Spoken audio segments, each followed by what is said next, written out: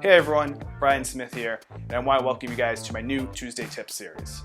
So in this series, I'm going to talk about DJ stuff, whether it's equipment, tips, tools of the trade, ideas on how to be a better DJ, and I'm also going to talk about things like camera equipment, topics of the industry, just going to be kind of a Tuesday thing for me to talk about whatever the hell I want to talk about, because that's what I do.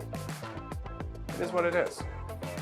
Anyways, welcome to the series, and today I do want to kick the series off talking about my new favorite toy. It's not a toy, it is a tool of my trade, the Canon M50. This is a mirrorless SLR camera, and I guess it's not even really an SLR camera because that DSLR cameras infer that they have a mirror, and this does not have a mirror. So I had been shooting on a Canon G7X Mark II, which is like a point and shoot, but like a pretty advanced point and shoot camera. And it was cool because I could stick it in my pocket, I could throw it on a gimbal real easy, and make some cool content, make some cool videos at my events, and use it to create content like this, do my SoundSwitch videos, things like that. But I wanted a little bit more. I've always been a little bit of a photography and video dork, more on the photography end. So I wanted something more, and the Canon mirrorless range it spoke to me. Interchangeable lenses are a big thing. I looked into things like the Canon 80D, 77D, even the new 90D that just came out. And a lot of friends and a lot of people I know, especially in the DJ and entertainment world, are using those to make their content, and they look great. But they're a little bit old, and they're big and they're clunky, and if you get in someone's face at an event with one of those cameras, they're gonna get, oh, hi. Like, I want something a little bit smaller, a little bit more compact, easier to work around the room with when you're shooting video. The mirrorless range looked really good. It's small. I mean, it's the size of my hand, and it's small. The lens that I have on this is bigger than the camera. It's really a really cool piece of kit.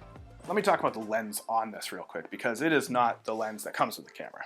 So this is the lens that comes with the camera. It's a 15 to 45 millimeter lens. Again, super small.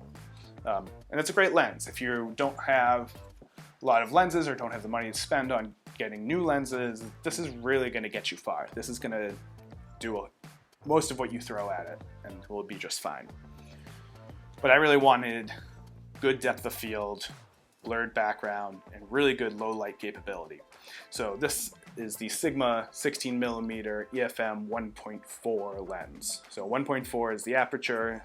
That basically means like you can get really good depth of field and great low light. It's awesome. So this lens actually costs almost as much as the camera, but it's definitely worth it in my opinion. And I'm gonna switch over to this camera so that you can see what it looks like right now. So this is the shot from the Canon M50 with the Sigma 16mm lens on it. That depth of field is killer, I love that. So, it's funny because the lens on this is actually bigger than the camera.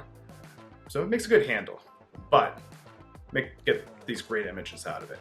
The camera with the kit lens, you can get that online for right around $500, and I'll leave links below. The Sigma lens is about $400. So yeah, it costs almost as much as the camera, but again, the magic is in the lens. There is one detraction to the Canon M50 that I just don't even understand how this happens these days. So lots of people use these kind of cameras for video work, right?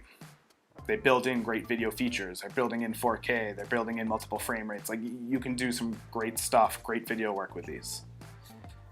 But the problem is it doesn't have a clean HDMI output. And that was one of the things that I thought, shame on me for not doing my research, but I thought it had when I bought. So a clean HDMI output means that there's nothing but the video being run out of the HDMI cable. This isn't clean. You have, the stuff that shows up on the screen shows up on the output. There are some workarounds though. The first workaround is okay, but it requires you to put the camera into manual focus and then run the HDMI out. So you have to be able to focus your shot really well, know that staying in focus, and not shifting the camera or anything like that, and then you're good to go, sort of. It times out after like 29 minutes and 59 seconds. Shuts off. So if you're running multi-cameras, like, cool, just know that when you're gonna have to reset this camera every 28 minutes to make sure that you keep it up and running. Now, Canon had released a webcam utility, but it was only for Windows. And if you're like me, I'm running Mac, like most DJs in the world are running Macs. Most photographers and videographers I know are running Macs. Why they released it for Windows only is beyond me. Canon is actually listening, and a couple of weeks ago they released the Mac version. So now I can run this via USB into my Mac, and I can run my streams, run my live streams on Twitch on this. So good workaround. It stinks because I have an HDMI switcher and I would rather use HDMI, and I think it's better quality than the webcam stream, but it works. Hopefully there'll be a firmware update that fixes that. So overall though, Canon M50 is a great camera, especially if you're looking to do like vlogging or if you're trying to get like great video at your events. Highly recommend the M50.